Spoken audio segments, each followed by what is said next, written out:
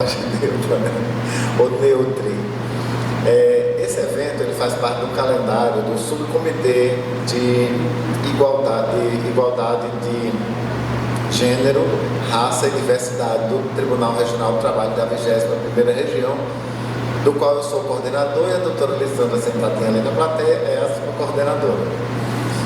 E a gente está desenvolvendo um calendário para discutir sobre diversos temas ligados à pasta. Iniciamos no mês passado com o tema As Mulheres, o Mercado de Trabalho e o Acesso aos Cargos de Poder. Era o mês do Dia Internacional da Mulher, aí achamos adequado discutir esse tema. Deixa eu colocar aqui atrás o banner, que é para ficar na filmagem, ficar bacana. E esse mês agora vamos discutir exatamente sobre esse tema que está aí atrás, né? O evento chamado Transafetos, as dores e as lutas pelo direito à igualdade. Tem outras coisas também que a gente vai discutir, né? Ainda envolvendo gênero, ainda envolvendo raça, envolvendo etnia, capacitismo, enfim, tem muita coisa aí para a gente conversar. Achamos por bem fazer esse projeto que se chama Sob o Olhar da Dor. Porque eu pensei assim, que é muito fácil a gente, enquanto pessoas públicas, ou enfim, quem esteja no legislativo, legislando em favor ou sobre pessoas e sobre temas, quando não se conhece a dor pelas quais as pessoas passam, né? É muito fácil dizer, mas você então aí uma pessoa em sociedade, você tem direito esse e aquilo, ninguém sabe a história pelas quais as pessoas passaram. A gente sabe que o que se conquistou de direitos até hoje foi fruto de muita dor. Sabemos como é que surgiu aí o Dia Internacional da Mulher, sabemos como surgiu o Dia do Orgulho Gay e da visibilidade trans, da consciência negra. Tudo foi fruto de sofrimento, de muita luta e mortes e perdas e tudo mais.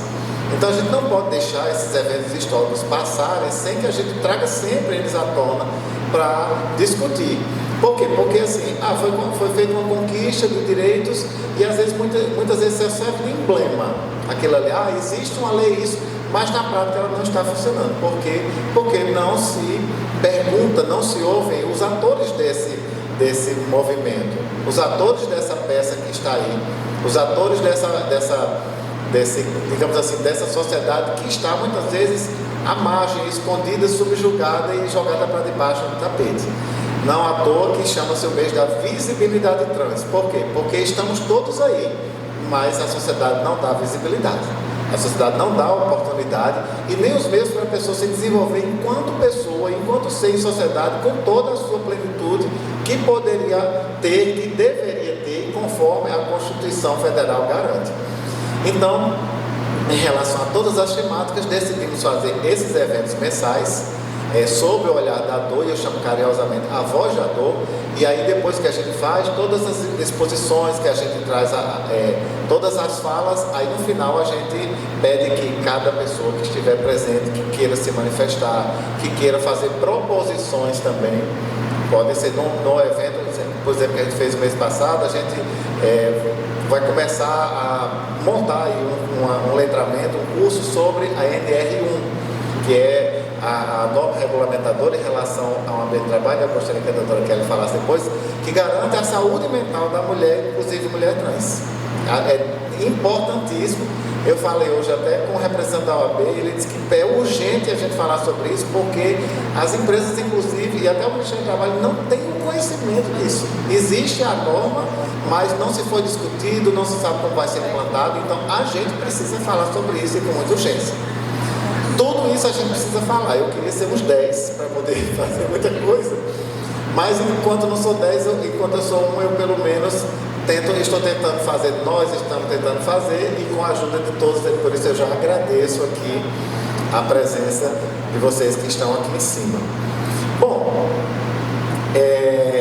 essa temática LGBTQIAPN+, é uma coisa muito plural.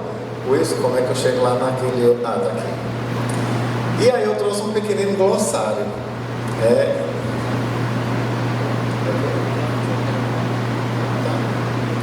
O áudio da câmera, você disse?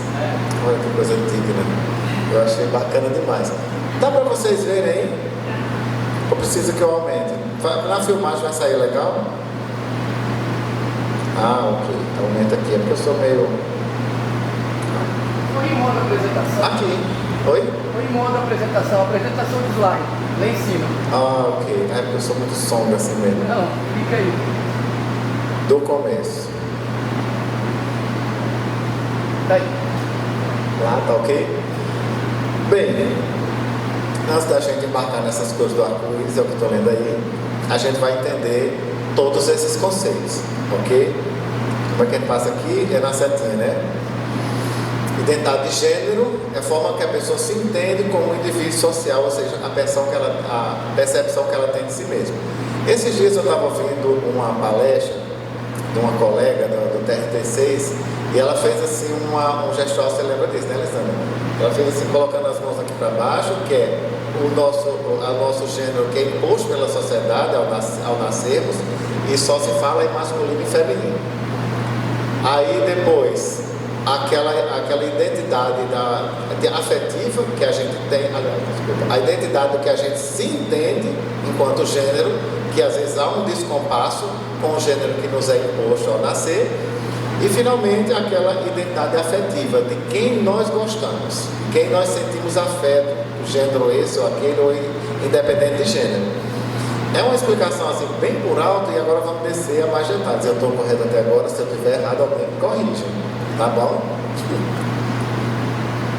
A expressão de gênero aí é como a pessoa manifesta a sua identidade em público, a forma que se veste, o seu corte de cabelo, comportamento, independentemente do sexo biológico. Tá ok até agora? A identidade de gênero, bom, a sexualidade. Aí essa está relacionada à genética binária em que a pessoa nasceu. Aí vem a primeira grande informação que eu achei bacana: masculino, feminino e intersexual. Então já sabemos aqui que não existe a binariedade geneticamente falando. Isso a gente nem está falando de orientação sexual ainda. Eu posso estar enganado na informação que eu vou passar agora, mas eu já fiz assim, várias pesquisas e assim, existe, do ponto de vista médico, existem opiniões divergentes, mas o que geralmente acontece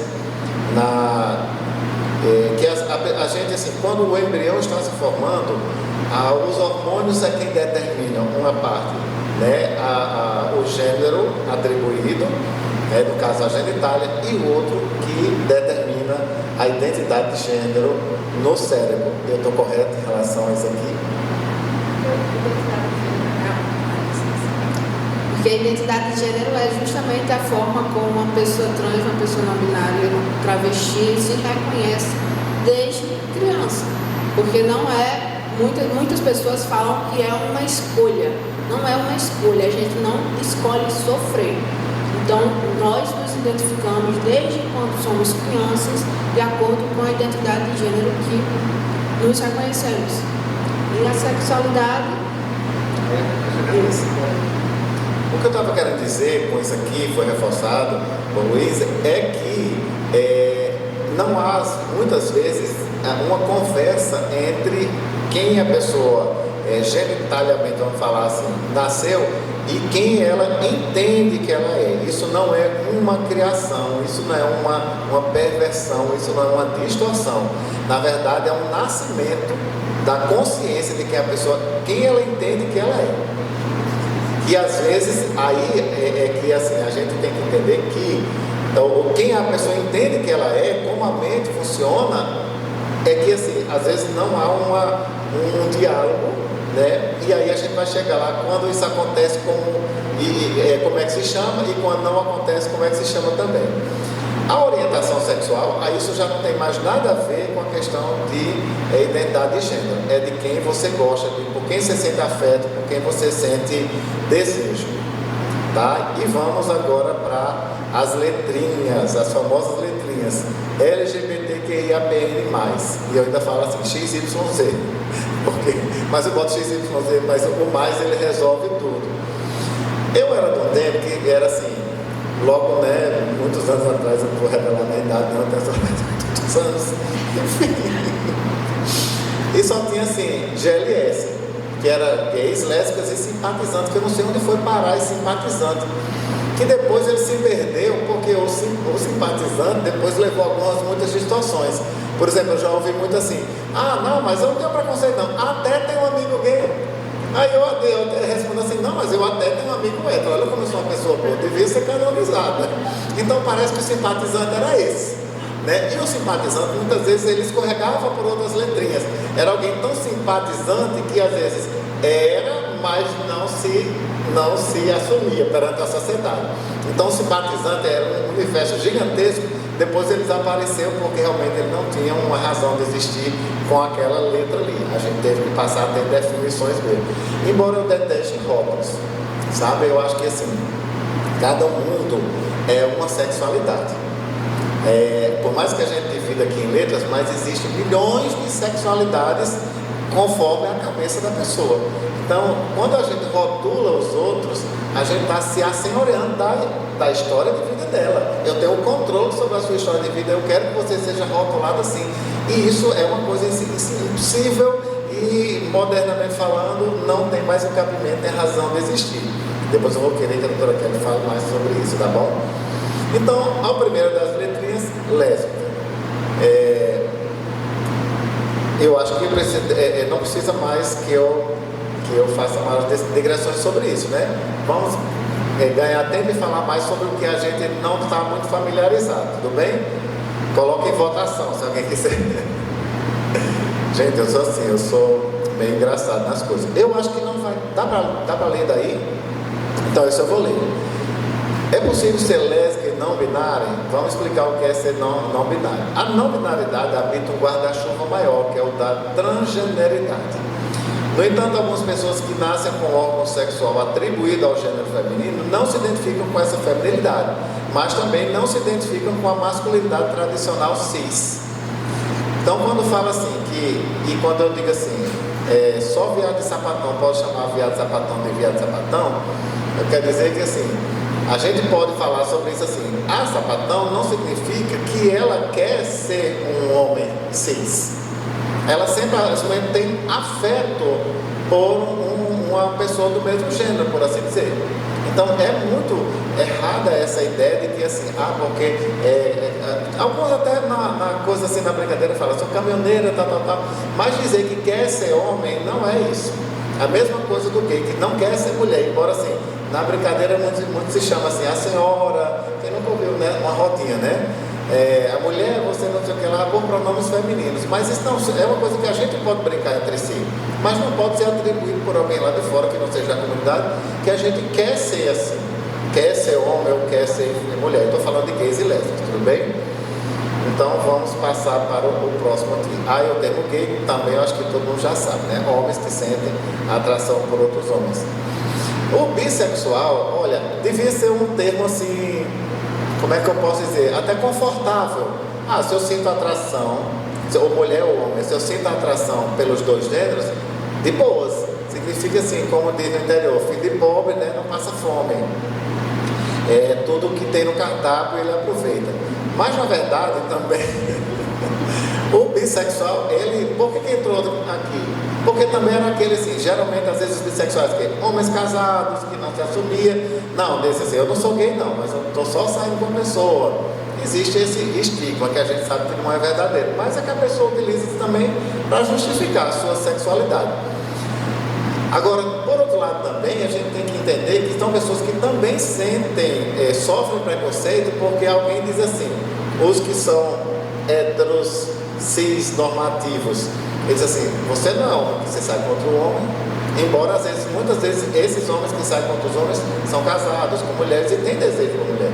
Então assim, às vezes ele sofre muito mais preconceito porque ele tenta justificar a duplicidade, digamos assim, os dois lados do desejo dele, e muitas vezes há um conflito dentro da própria comunidade. Era muito interessante que a gente estudasse até mais sobre isso para dar visibilidade e entender. Se bem que eu não vou propor aqui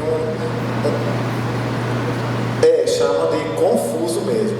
é como chama, que na verdade pode existir uma confusão, como existe uma confusão na cabeça de todo mundo, quando desde a adolescência, desde a infância, está descobrindo a sua identidade de gênero, a sua identidade sexual, a sua orientação sexual, e muitas vezes a pessoa, eu já vi casos assim, depoimentos que a pessoa assim, eu já passei por todas as letrinhas do alfabeto, a pessoa vai achando que é aquilo, vai tentando e depois se descobre que não está completo naquele espectro e vai até a pessoa finalmente achar a sua identidade. Por que é difícil da gente achar essa identidade?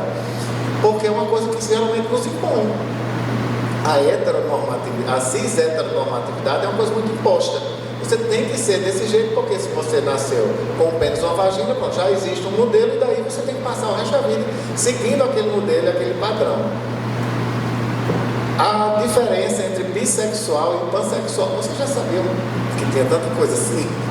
Acredito, alguns já, né? Bruno já. O bissexual, o pansexual é assim, é aquele que vai além do bissexual, porque o bissexual sente atração pelo masculino ou feminino. O pansexual é aquele que sente atração por tudo, né? A pessoa pode ser intersexual, pode ser, enfim. É uma pessoa, esse é o famoso mesmo e pleno filho pobre, né? Que tem a boca boa, por assim dizer, e não me tome assim como uma palavra que eu esteja assim reduzindo a coisa. É só para traduzir para o nosso linguajar, para a gente entender melhor. Aí vem a questão do transgênero, que é exatamente aquela pessoa que assume uma identidade oposta àquela que foi atribuída socialmente, de acordo com o órgão sexual que nasceu, ao gênero que nasceu. E uma identidade ligada ao psicológico e não necessariamente a do físico, pois nesses casos pode haver ou não uma mudança fisiológica para o bem-estar da pessoa, que é esse ele está falando aqui da transição, né? O uso de hormônios, e mais à frente para quem faz essa opção, a cirurgia de redesignação sexual. Eu achei muito bacana esse termo, porque antes chamava cirurgia de mudança de sexo, como se a pessoa mudasse o sexo, né? Conseguisse isso. Na verdade, a pessoa faz uma redesignação, ainda é um termo utilizado atualmente, me corrija se eu estiver errado. Por quê? Porque aí faz uma correção, digamos assim, do que os hormônios não fizeram quando a pessoa ainda estava em condição fetal. Dessas pequenas leituras, eu não sou especialista, mas assim, há essas divergências mesmo, porque é uma questão hormonal, por isso que não se pode atribuir culpa, não pode se atribuir perversidade, não pode se atribuir como a um transtorno, a um distúrbio, nada disso, porque como é que você vai ser culpado por uma coisa que foi hormonalmente que construiu aquilo ali? A sua cabeça não está conversando com a genitália que foi atribuída, né? O gênero que lhe foi atribuído. Então é preciso a gente ter esse tipo de conversa para a gente primeiro partir da quebra dos paradigmas e dos preconceitos. Aquela coisa assim, você agora resolveu ser homem, eu acho que você já deve ter ouvido falar muito sobre isso, né? Não resolveu, gente. Não tem o que resolver. As coisas já vieram resolvidas. A gente só tem que, a partir de algum momento, aceitar quem a gente é e daí a gente tentar ser feliz quebrando essas normas, esses modelos que foram impostos pela sociedade. Aí quem não se encaixa em nada disso? Na verdade, isso aqui é muito mais conceitual, certo? Esse queer não tem nada a ver com a questão de como a pessoa se sente, com a identidade de gênero, com a expressão de gênero, não. Aí fala agora de todas as pessoas que não se encaixam na heterocisnormatividade. Essa palavra queer é mais assim, uma palavra utilizada por um posicionamento político contra a heterocisnormatividade. Tudo bem até agora? Então, esse queer pode ser até uma pessoa, digamos assim, digamos que uma mulher cis, digamos que ela não tem atração pelo mesmo gênero, mas ela se posicionar contra e ela ser queer. Eu acho bacana isso porque essas letrinhas ela não excluem ninguém, muito pelo contrário, ela só inclui. Digamos que assim, existe muito movimento de mães de filhos e filhas gays e lésbicas e tal. Elas são queers. Por quê? Porque ela está lá, mãe, cumpre o papel, né, que foi imposto pela sociedade de ser mãe ou o desejo dela, enfim, vai depender da cabeça de cada um, mas ela aceita o filho ou a filha do jeito que é, do gênero que é, da identidade que é, e luta contra a imposição era heteronormativa. Essa mulher é uma queer. Eu achei muito bacana. Aí acho que entra o conceito do antigo simpatizante, certo? Ele desapareceu e virou queer. A gente se internacionalizou, por assim dizer.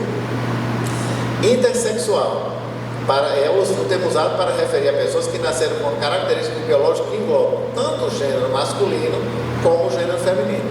E eu achei importante a gente trazer essa discussão aqui, porque até um tempo atrás se falava sobre hermafroditismo.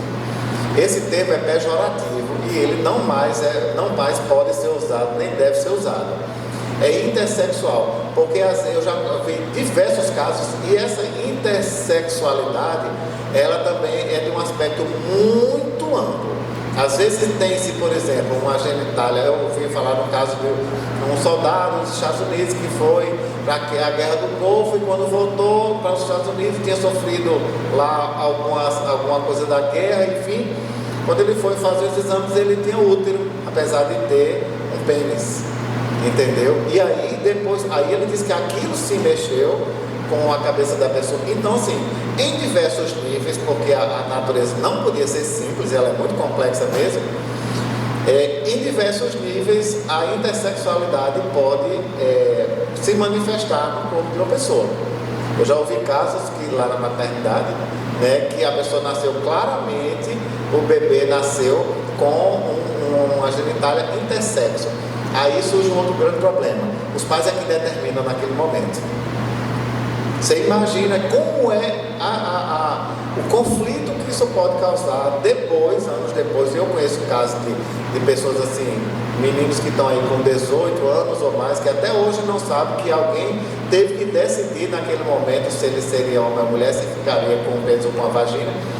E aí depois o psicológico dessa criança. Eu acho que a partir desse momento, dessa constatação, seria um momento de discussão sobre a que momento se deve fazer o uso de bloqueadores de puberdade para pessoas que se entendem trans.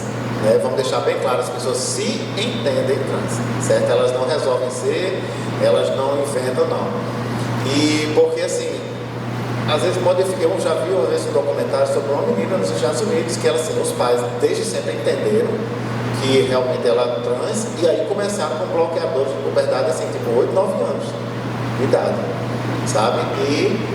E a menina assim, depois já estava assim, na adolescente, já com seus 15 anos, e morta de feliz, porque os pais decidiram, porque depois não ficou com outras características do gênero pelo qual ela não se identificava. E depois a luta é muito maior. E como estava dizendo o Bruno, os bloqueadores eles são reversíveis, por isso que eles deveriam ser muito mais, isso a gente vai abrir muito mais para discussão. Ainda estou nisso aqui, já estou quase meia hora falando, ainda estou no glossário. Então, por favor, para quem estiver nos assistindo no canal, não use mais esse termo hermafrodita, porque ele é impróprio.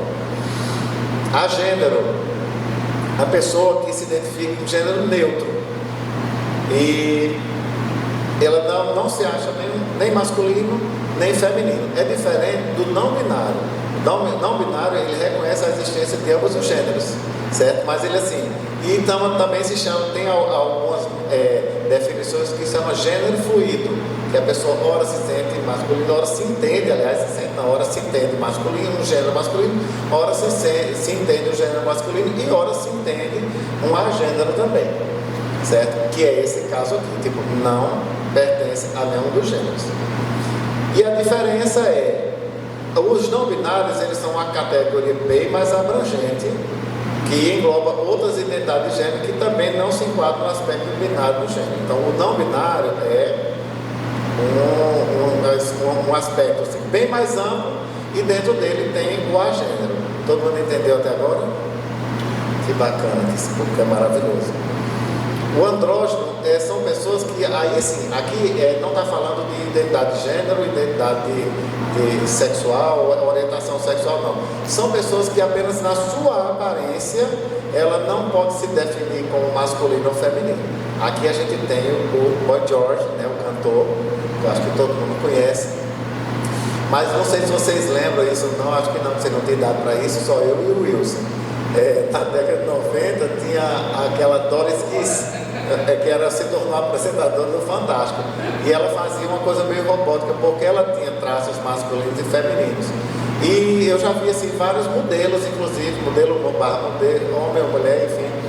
Existem modelos que até já desfilaram aqui no Brasil, que eles desfilam tanto com os meninos quanto com as meninas. E realmente assim, a aparência da pessoa é completamente andrógena, você não dá, se botar uma maquiagem vira uma menina, se botar, prender o cabelo e virar uma coisa vira menino, e isso é apenas uma expressão também do que a pessoa é. Alguns até fazem transição, porque resolvem, né, se entender que pertence àquele segmento ou não. Mas a gente está falando da androgenia, é somente a aparência que é, tanto parece como masculino como feminino, numa pessoa só. E existe agora aqui já não tem a ver também com gênero, né? É só apenas orientação e preferência sexual. Pessoas assexuadas, que aí pode ser héteros, pode ser LGBTs, enfim. Pessoas que simplesmente preferem não ter uma vida com sexo. Mas a gente é tão inclusivo e tão abrangente, a sopinha de letrinhas, que a gente inclui dessas pessoas. Entendeu? Podem ser héteros, mas está aqui também porque é uma bandeira que nós também acolhemos, abarcamos e defendemos. E a perguntinha, posso ser assexual e me apaixonar? Claro, que tem nada a ver, o sexo é uma coisa e o sentimento é outra. O pansexual, aí é aquela pessoa que aí já está falando, não é só identidade de gênero, é atração sexual. É aquela pessoa que tem atração sexual por todas as letrinhas do alfabeto. Esse é realmente o que o Filipão, né? Eu acho que até a gente fala sobre isso, né? Mas está lá o não binário, que é na LGBTQIAPN, é a última letrinha do alfabeto.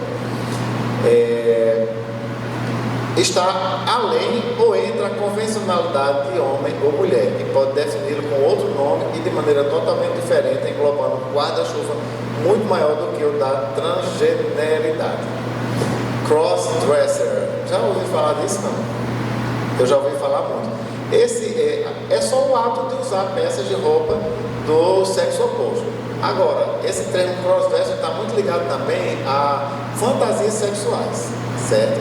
Então, muitas vezes, homens casados ou não sei o que lá, que no momento de uma relação sexual resolve colocar um salto alto, uma lingerie, alguma coisa. Não tem nada a ver com a definição que a gente estava tendo do LGBTQIA+, não, mas a gente não podia deixar de falar para não ser menos informativo do que o que pretendíamos. Drag Queen ou King? O drag Queen, que é talvez mais conhecido, é uma expressão artística. São homens que se vestem de mulheres, um ou outro fazem transição, que se entende, trans. Quem assiste o RuPaul Drag Race sabe do que eu estou falando. Então, mas aí eles falam assim, eles sempre falam, a minha drag, né? Ou o personagem que eu visto, o personagem pelo qual eu me expresso. E alguns deles, inclusive, usam da drag para fortalecer a pessoa que ele é fora daquele ambiente de palco e fortalece muito mais ele enquanto pessoa. Já a drag king é exatamente o contrário. A mulher que se veste de homem como uma forma de expressão artística e cultural. Se eu estiver falando alguma impropriedade, por favor, alguém me corrija. Essa diferença aí eu já expliquei. O cisgênero, eu acho que já falei em linhas gerais, é aquele que a sua cabeça entende-se exatamente conforme a genitália que nasceu. Quando não há, aí se chama o transgênero, quando a cabeça não corresponde. Faltou que a gente colocar, esqueci, eu passei para o Wilson fazer isso aqui, para a gente falar também sobre os travestis. Né, que eu estou até lendo um livro sobre isso, porque o T, LGBT, é transgêneros, transexuais e travestis, certo? Já os travestis, assim, eu não sei nem tenho muita propriedade para falar disso, mas são pessoas homens que inclusive se vestem mulheres, uns podem fazer o uso da mais antiga das profissões, mas assim, ele não se entende como alguém que precisasse fazer uma... Não, tudo bem aqui. Acho que agora a gente vai... Agora vamos para os vídeos, né? E antes de passar a palavra, primeiramente vamos falar, doutor Luiz, cadê o seu currículo? Vou ler aqui. Vamos ler um pouquinho, vamos ouvir um pouco do depoimento dessa pessoa aqui. Ele se chama Luca, homem trans, e meu amigo, e a meu pedido ele fez ele gravou esse depoimento, e a partir dele a gente vai começar a conversar aqui, tudo bem? Então, de certa forma foi mais tranquilo, né? Porque o julgamento das pessoas que eu conhecia eu não passei. E nem me interessa, sinceramente. E o que me interessa é que hoje estou muito bem, graças a Deus. Me sinto confortável da forma que eu me encontro. Tem umas coisas que dá para melhorar, mas isso é com o tempo. É complicado fazer a transição, porque nem todo canto você tem suporte, principalmente no público. Atualmente eu estou tentando ir para fazer. Não sabia como era esse mundo. Você imagina a pessoa se entender trans, mas não tem informação de para onde correr, de onde tirar informação, de onde saber como é, como fazer, a quem recorrer. E o SUS está aí, não deu, até agora não deu o tratamento que a pessoa precisa, está aí na fila, embora diz que em Fortaleza tem agora o ser trans, mas ainda assim não é suficiente para atender a população. E o constrangimento que passou até adquirir, até conseguir a mudança do nome. Porque imagine, eu cheguei, uma vez eu pedi assim, não me diga nunca seu nome, eu só te conheci por Luca, mas eu fiquei sabendo, mas eu assim, eu imagino realmente que seria, constrangedor. A pessoa está lá, é um homem, aí chega, chama fulaninha de tal, numa fila para um atendimento médico. Eu não queria passar por essa situação. Eu acredito que seja até assim, muito traumático. Você é um cidadão, paga os seus impostos, quer exercer os seus direitos e de repente, às vezes por uma questão burocrática. Era até essa é uma questão que o nosso comitê vai fazer uma proposição, para quem for advogado aqui, advogadas que interessarem saber, a gente vai propor, através do comitê regional, do PJE, para que leve para o comitê nacional, para que a pessoa já coloque assim, mesmo que ainda não tenha o nome social já registrado em cartório, mas a pessoa já coloque ali o campo nome social, certo? A forma pela qual a pessoa quer que se chame. Se for pessoa que precise tiver uma necessidade especial, uma pessoa com deficiência, já se conste ali, inclusive, o que é que a pessoa precisa para a gente fazer esse acolhimento. E tantas outras coisas que a gente já tem que fazer, porque o judiciário tem a obrigação de acolher, não é favor, não é nada, é nossa obrigação.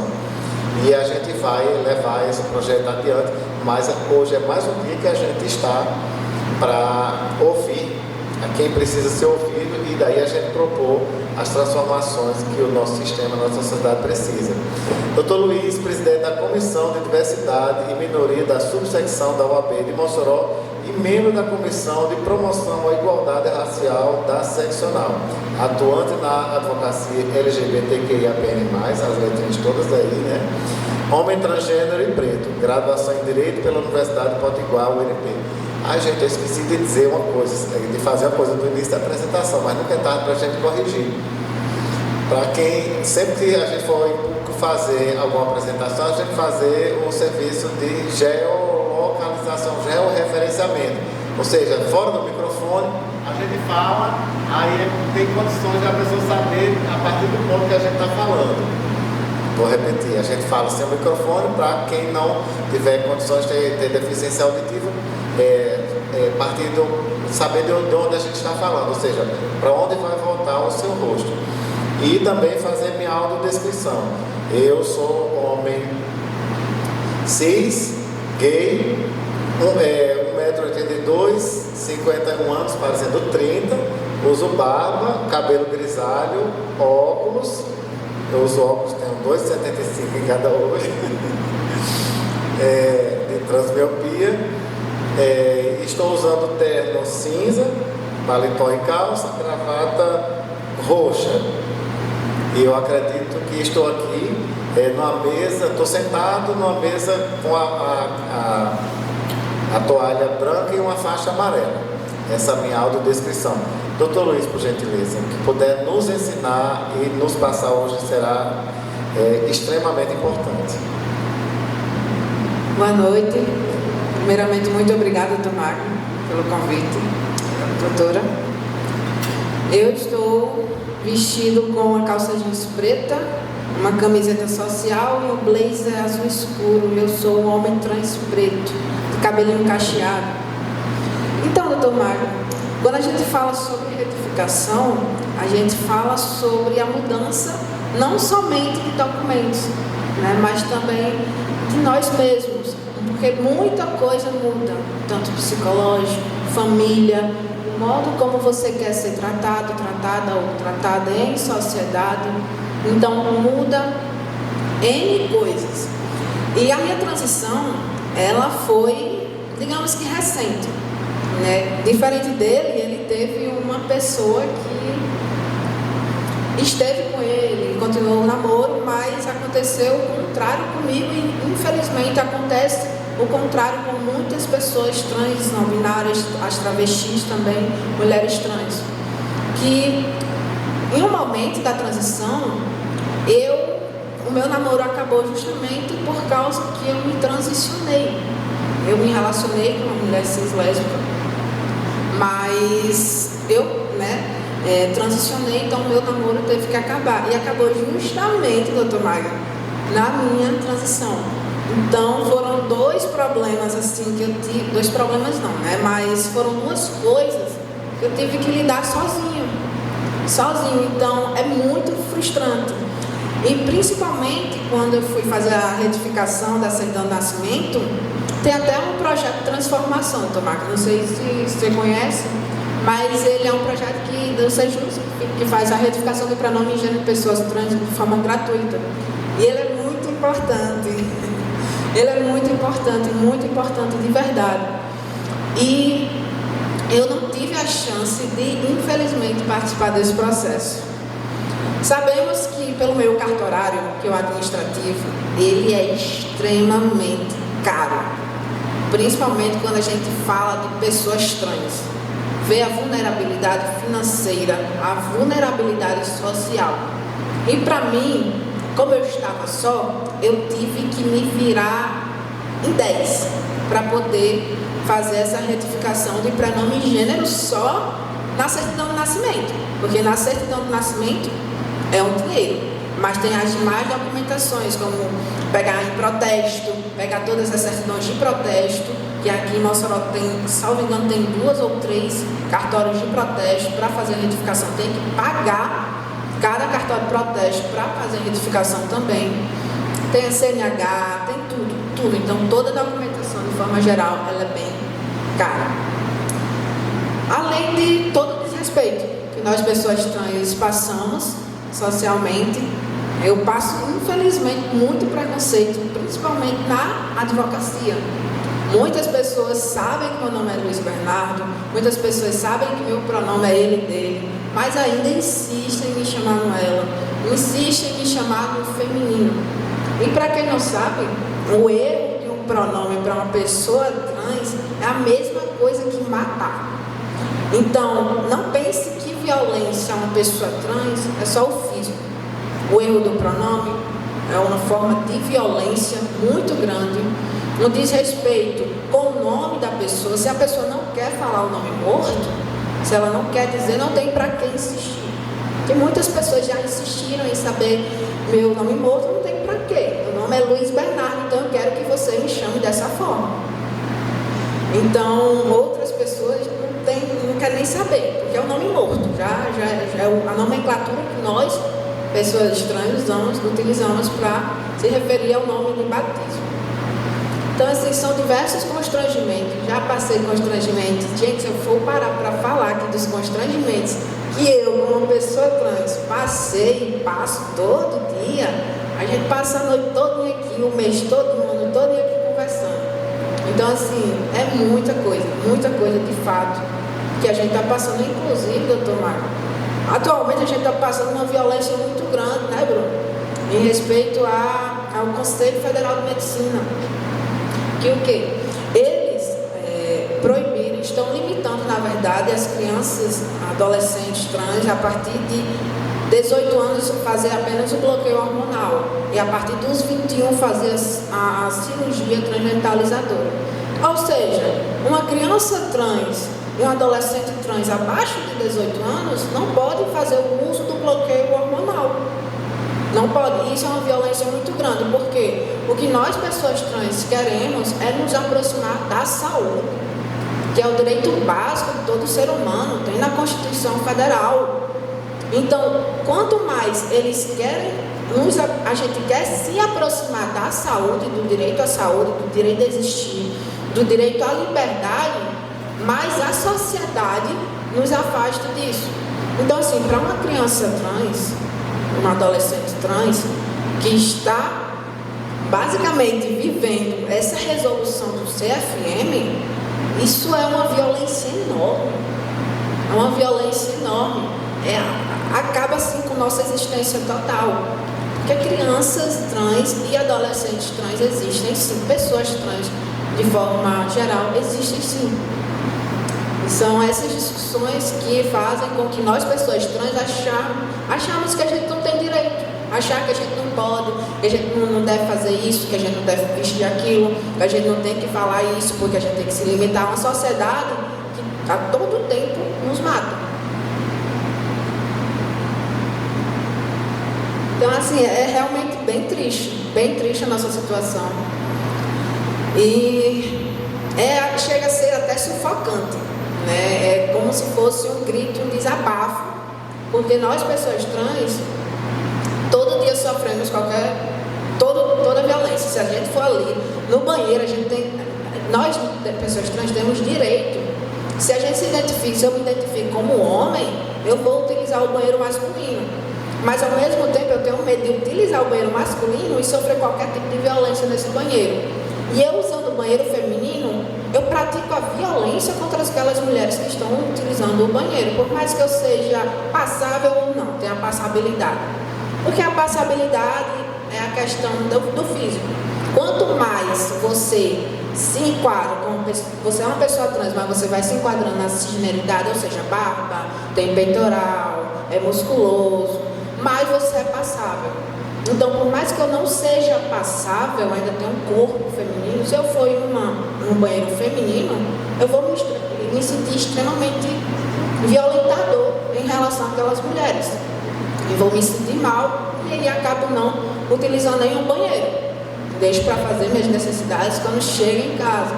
Então, é outra violência que a gente tem que passar. E são processos e processos, infelizmente, a gente vem passando por muita coisa. A sociedade ela aumenta cada vez mais, né? As siglas do LGBTQIAPN+, já vão vir mais, né? Mais siglas, mais inclusão, mas é como você fala, né? O doutor fala justamente a luta. A gente tem que ter voz, a gente tem que falar, abrir a boca, porque se a gente não lutar, nada vai para frente. E hoje eu presido a Comissão de Diversidade e Minoria, que é uma comissão assim, de extrema importância para a OAB Mossoró, para tratar justamente sobre esses assuntos da advocacia para com a sociedade. Diversidade e minoria.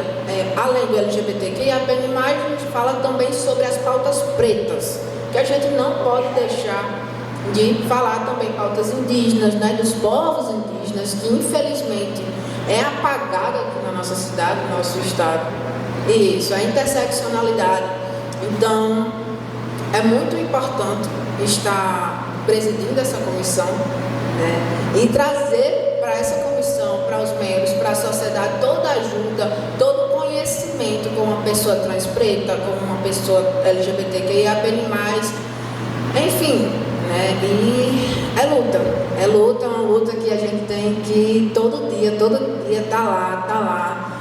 Parece que não muda, mas eu tenho fé que a sociedade ela vai mudar de alguma forma ou outra, perguntando o pronome até de uma pessoa trans, como é que você gosta de ser chamado, chamada ou chamada, ter esse cuidado, porque quanto mais cuidado a gente tiver com o próximo, foi como o doutor Magno falou no começo, a empatia. A gente precisa, nós pessoas, precisamos ter empatia com as outras. Porque por mais que você não viva a mesma realidade que eu, de uma pessoa trans, mas tenha noção, pelo menos, do que eu passo como uma pessoa trans, quando eu vou ao ginecologista, por exemplo, é algo extremamente revoltante. É uma violação muito grande, desde o erro do pronome, mesmo retificado. Mesmo retificado vai haver o erro do pronome, porque socialmente ginecologista é para mulheres. São para mulheres. Então você, um homem, ir para o ginecologista é algo assim absurdo. É um homem trans, ir para um ginecologista, você tem a sua genitália feminina, né? Tem útero, tem ovário, tem tudo, e quer se cuidar justamente por causa, muitas vezes, da hormonização, porque precisa para tomar testosterona, e aí vai, qual o seu nome? Meu nome é Luiz Bernardo. Ok, começa o tratamento no feminino. Então, desde o tratamento no feminino até o exame ginecológico preventivo, é uma violência grande. Então, a pessoa, o homem trans, transmasculino, ele já vai com a cabeça, já errou meu pronome aqui, então já não estou mais relaxado para fazer nenhum tipo de exame, mas mesmo assim faz porque precisa fazer. Então, são situações e situações que a gente passa diariamente, que se de fato eu fosse falar aqui, expor aqui toda a situação que a gente passa, pelo menos metade, a gente passaria um mês todo aqui falando. Mas eu gostaria, inclusive, de convidá-lo a fazer como o Luca fez, porque essa voz que ele gravou, essa imagem que ele gravou, não foi uma coisa para o evento, para esse evento. A gente pretende, assim, essa voz a gente pretende expandir. O nosso projeto é a gente fazer um documentário sobre tudo isso, e para dar uma visibilidade, se Deus quiser, internacional, entendeu? Então, já peço encarecidamente que você grave a quantidade de vídeos que for, nunca é pouco, contando todas as suas lutas e todas as suas dores, exatamente porque precisamos ouvir. A sociedade precisa ouvir, a gente precisa dar visibilidade às vozes, às dores, às lutas, porque se a gente não falar, ninguém vai ouvir, concorda? Se você nunca levantar a voz no meio da multidão, você vai estar sempre, nunca sendo ouvido. E é preciso que sejamos ouvidos, sim, todos nós. A doutora Kelly Regina de Oliveira, psicóloga, assistente social e especialista em direitos humanos, atuando na saúde como assistente social em unidade de pronto atendimento e como psicóloga organizacional da maternidade Almeida Castro, atuando ainda como docente no curso de psicologia da Universidade de Potiguar. Doutora Kelly, por gentileza, a sua valiosa contribuição para o nosso evento. Boa noite, agradecer a oportunidade de estar aqui e já inicio minha fala pegando o gancho do que Luca trouxe, que Luiz também trouxe, com relação a essa questão da necessidade de falar, e de se fazer ouvir, e também, assim, vamos dizer assim, pela importância de estarmos sempre voltando a essa pauta, sempre destacando, porque eu falo de experiências, enquanto plantonista, enquanto servidor de saúde, que as principais dificuldades do atendimento na saúde, como o Luca colocou, elas já têm início desde o acolhimento, desde a recepção, quando a maior dificuldade, assim, o que mais comum de acontecer é a confusão pela identificação. O nome social, ele ainda é um problema nos diversos serviços de saúde. Eu vivencio isso na unidade de pronto atendimento, que a gente tem um fluxo muito grande, e vivencio isso também na maternidade. Então, assim, por que eu digo que a gente tem essa necessidade de estar sempre voltando a esses pontos, sempre ressaltando a importância?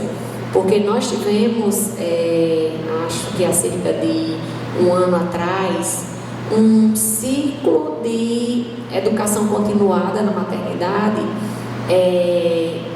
que a gente chamou de Acolher Sem Preconceito, no qual a gente trabalhou exatamente essa importância do cuidado, da identificação, do acolhimento, e nós fizemos isso como uma preparação para receber um homem trans que ia ter bebê na maternidade, né?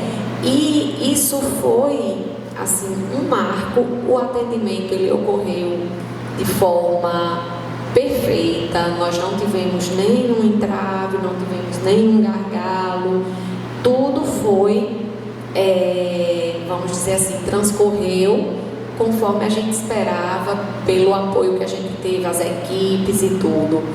E recentemente nós tivemos uma segunda experiência e ela já não foi tão positiva, né? Ou seja, a gente necessita de continuidade. Nós não podemos continuar com ações pontuais, a gente precisa continuar, porque as equipes podem mudar, né? Então, assim, nada é estático, tudo vai mudando e a gente precisa estar destacando esse olhar. Eu, recentemente, né, através desse processo de transição de Bruno, fui agraciada com muitas informações, né, com um olhar diferente. Então, assim, quando eu estou no espaço que alguém diz assim, mas é uma bobagem brigar só por causa do nome, né? E aí vem justamente o que o Dr. Luiz disse, não é só o nome. Assim, até chegar naquele espaço, para aquele nome, você já passou por 1 milhão de dificuldades. Então, ali é a gota d'água, né? É o momento de explodir, é o momento de se indignar, é o momento de reclamar mesmo. Então, assim, quanto mais iniciativas nós tivermos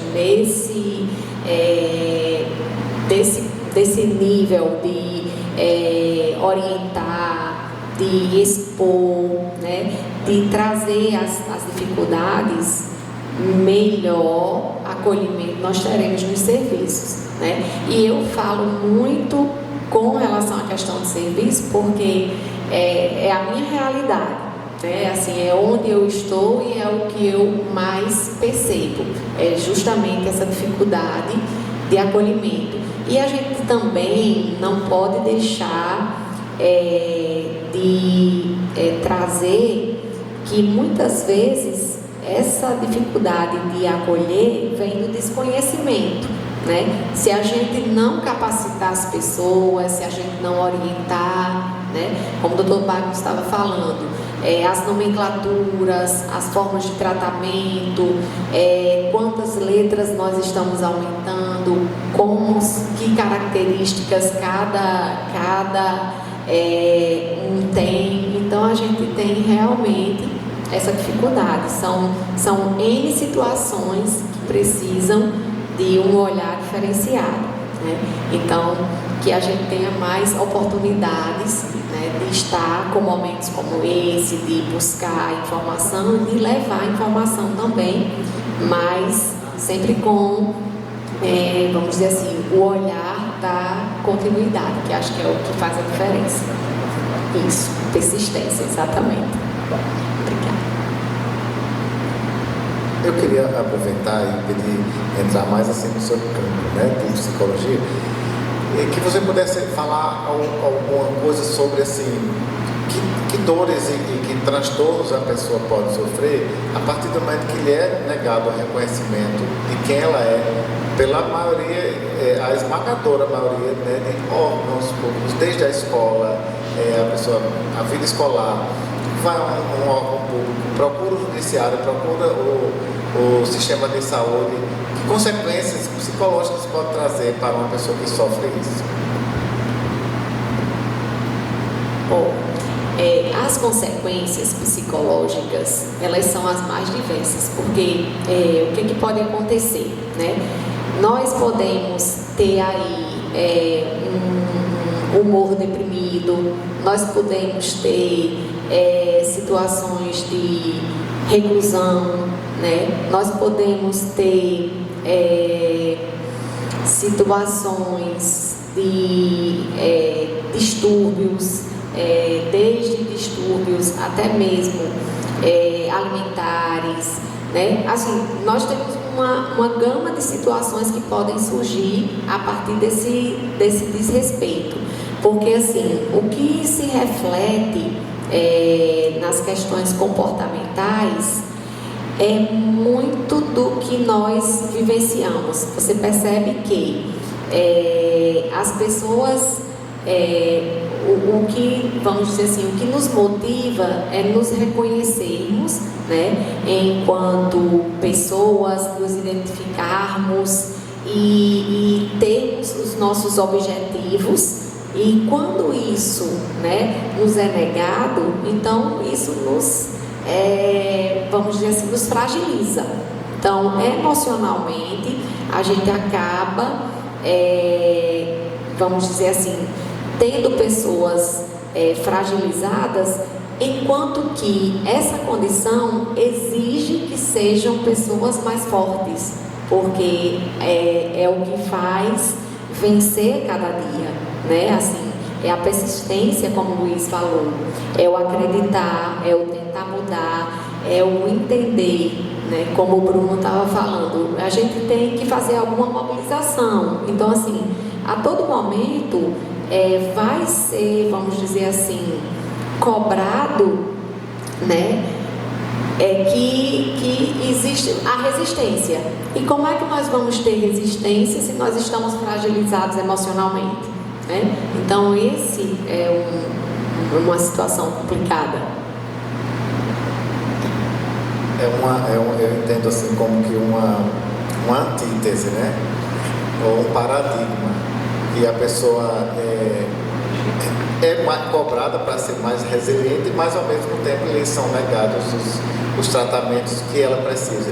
E aí, pegando o gancho disso aí, me parece que é o seguinte: o Ministério da Saúde está exatamente indo na direção contrária, de que as pessoas que mais deveriam estar recebendo um tratamento adequado, desde o tratamento para bloquear a adolescência, até mesmo depois o tratamento hormonal, né, da transição, aí o Ministério da Saúde está exatamente negando, ou seja, empurrando essas pessoas para que possam estar vítimas, ou não vou dizer que sempre vão estar, mas possam estar expostos exatamente a toda essa problemática, porque quando a mente sofre, o corpo padece. Se você não tem um caminho tranquilo, livre de embaraços para você seguir, se volta contra o seu próprio corpo, porque às vezes você não tem voz, às vezes você não tem vez, é muito marginalizado e a gente tem que escapar de alguma forma. Aí, quando não consegue, quando não explode, implode, o que é pior. A gente vê aí, eu não tenho estatísticas no momento, mas de pessoas que eu conheço, muita gente já passou por depressão e outros transtornos, justamente, e não só nessa questão específica, né, de pessoas trans, mas todo mundo sabe que qualquer pessoa que é exposta a um sofrimento e não consegue extravasar aquilo, o corpo vai, de alguma forma, procurar uma válvula, e geralmente não é a válvula mais saudável, né? Aí tem gente que entra em todo e qualquer tipo de busca de um alívio, né? Às vezes no álcool, nas drogas, enfim, aí é só ladeira abaixo muitas vezes. E eu agora, de longe, perguntei se Bruno queria falar, é sobrinho de... Pode vir, obviamente, deve vir, é sobrinho da doutora Kelly, não é isso? E estava um pouco relutante em vir falar aqui no início, mas agora, né, graças a Deus, resolveu. E eu sou muito grato, Bruno, por você ter vindo falar. Quer sentar na cadeira? Sente. Vamos só organizar aqui o fio. Licença, Luiz.